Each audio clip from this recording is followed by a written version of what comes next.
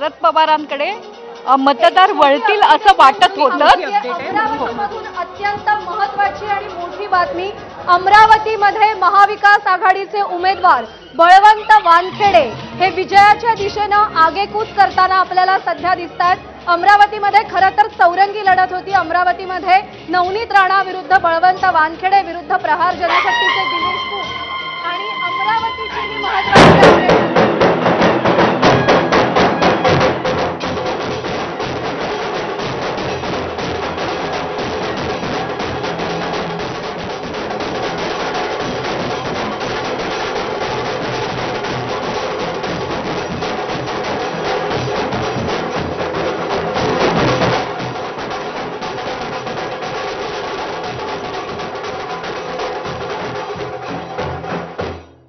अमरावतीबद्दल एक राम शिंदेंची कमेंट घेतल्यावर मी मॅडमची कमेंट घेते। अमरावतीच्या या निकालाबद्दल राम शिंदेंची आपल्याला कमेंट घ्यायची आहे, पण त्याआधी आणखी एक महत्त्वाची बातमी आहे। मुंबईमधून अपडेट आहे।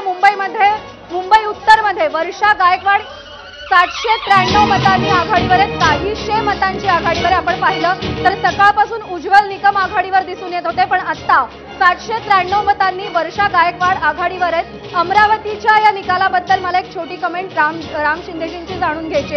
एक वेगळा डाव खेळला होता भाजपनं अमरावतीमध्ये। अपक्ष उमेदवार होत्या 2019 मध्ये, त्यांना पक्षात घेतलं, संधी दिली, विजयाचा विश्वासही होता। काय गणित चुकलं असं वाटतं अमरावतीत? त्या अपक्ष आणि स्वाभिमानी संघटनेच्या त्यांची स्वतंत्र संघटना असताना त्या काँग्रेस राष्ट्रवादीचा पाठिंबा घेऊन खासदार झाल्या।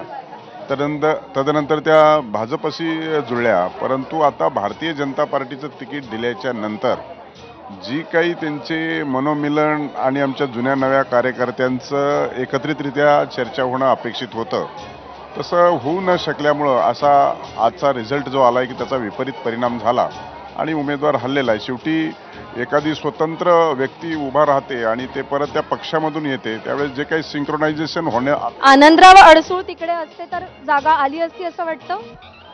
आनंदराव अडसूळ असते की दुसरं कोणी असतं हा विषय नाहीये, फक्त ते विषय एकमेकाशी मन जुळली नाहीत।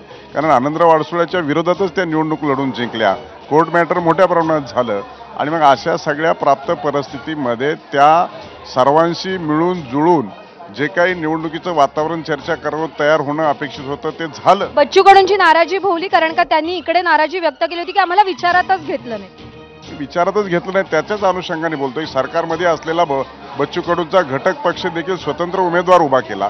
भारतीय जनता पार्टीची देखील मोठ्या प्रमाणात नाराजी होती, शिवसेनेची देखील मूळ प्रमाणात नाराजी होती।